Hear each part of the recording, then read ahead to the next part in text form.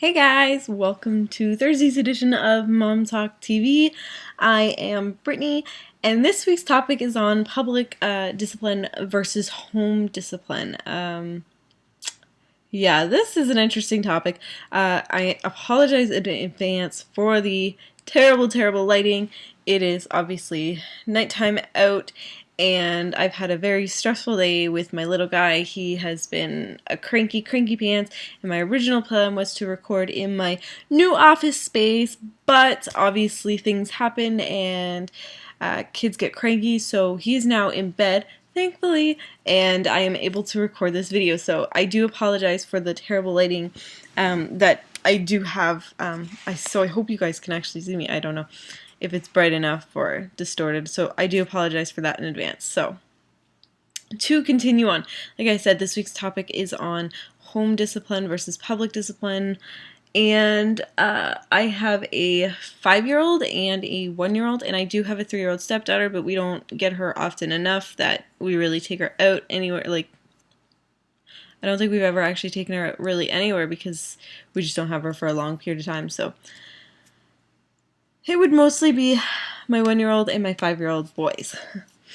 Obviously, my 1-year-old, he's just about to be 14 months, is too young to be disciplined, but at home, he doesn't get disciplined per se, but we do enforce the word no when he's doing something he shouldn't, or touching stuff that he shouldn't, such as putting his fingers in the drawers, stuff like that. We do enforce the word no, but other than that, there's not much discipline, obviously, just because of his age. So yeah, there's no discipline there. And if we're out in public, there really is no discipline. He's usually really good, and if he is crying, we just try to entertain him as much as possible. So that's what we do with that.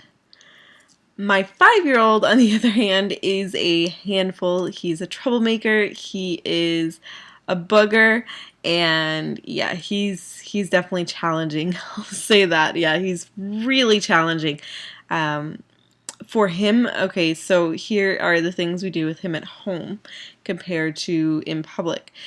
At home, we give him 3 warnings. And the first warning means that, you've been warned to stop doing what you're doing and to stop doing what you're doing, change your attitude if that's what it is, or stop hitting the dogs, stop this, stop that, whatever you're doing that is wrong, don't do it. The second warning, we sit down and talk with him, and we look at him face to face and explain to him what he's doing wrong, and we explain that he's got to stop. And then the third warning leads to a timeout. We explain to him what he's done wrong, or ask him if he knows what he's done wrong, and then we ask him to go to the corner for 5 minutes because he is 5 years old, so we do it by age, and he is in there no more than 5 minutes, and then when he comes out, we explain to him again what he has done wrong, and then he apologizes if need be, or he goes on his merry way and does whatever he's gonna do. For the most part, that has worked until recently, when it has not worked as well. He has been much more challenging. He's hitting the dogs, and he sometimes plays really rough with his little brother, and when we ask him to stop and we give him those 2 warnings, usually he doesn't stop. It could just be a stage or his age or whatever it may be, but I have had to ground him twice, where he goes to his room for about 15 minutes just to have a time down, cool off, just a break from the house for just alone time, and it seems to help, really does. And then that's pretty much what we do at home. That's our basic discipline routine for when we do have one. Now, when we're out in public, I am happy to say that we are very blessed. I actually talked to this about my husband this morning, and I was like, whoa, today's topic, this week's topic on Mom Talk TV is discipline at home versus out in public. And I had to think about it really hard. I have been very blessed with a little boy who has not really acted out or thrown huge fits in public. He's thrown, in his whole 5 years, he has probably thrown about 3 whole fits out in public, and those have resulted in we've had to take him aside and take him to a small area and no one around and talk to him and explain to him what he's doing wrong.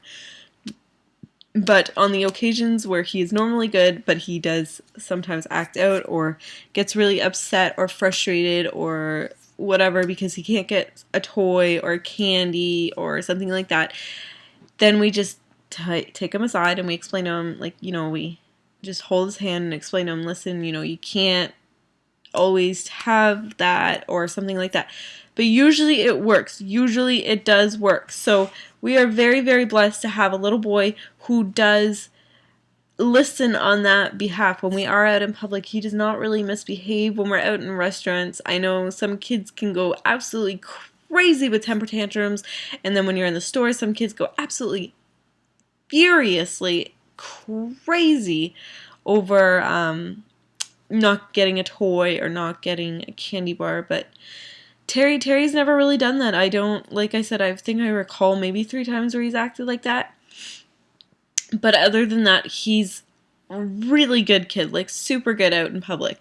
So we are very blessed. In the rare case that it does happen with Jason, I think we're going to have to rethink everything. Like, if he is the type of kid that's just going to start freaking out when he doesn't get a toy or doesn't get a candy on the way out or something like that, then we're going to have to rethink our plan. I mean, obviously you can't do timeout in public and you can't do grounding in public and all that. So yeah, then we'll do that. But in the rare case that anything like that does happen and we've already picked out a toy or something like that, we will take away the toy because obviously they're not portraying the proper attitude, and if they're misbehaving and giving attitude, which sometimes Terry does do, he does like to give attitude, and he likes to be extremely rude sometimes and say mean things, and not like bad things, it's just some of the things he says is not very nice. So we have to take a step back and, you know, explain to him why it's wrong, and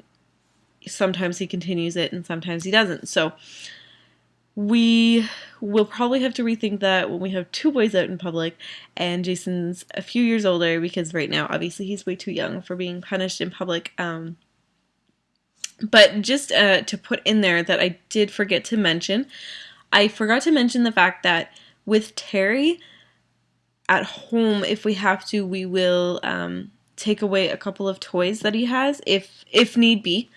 And that's only in the rare case that he's been super, super bad and he did the same thing numerous amount of times in one day, and he's gotten the timeouts and the alone time and so on and so forth, and nothing's helping. We will take away a toy or 2 that he is currently playing with and just say, listen, you know, you can't behave, then you lose the toy. Because sometimes it's usually, when we take away the toy, it's usually the toy that he's doing the wrong thing with, like hitting the dogs with the toy or hitting his brother with the toy or something like that. So that is that.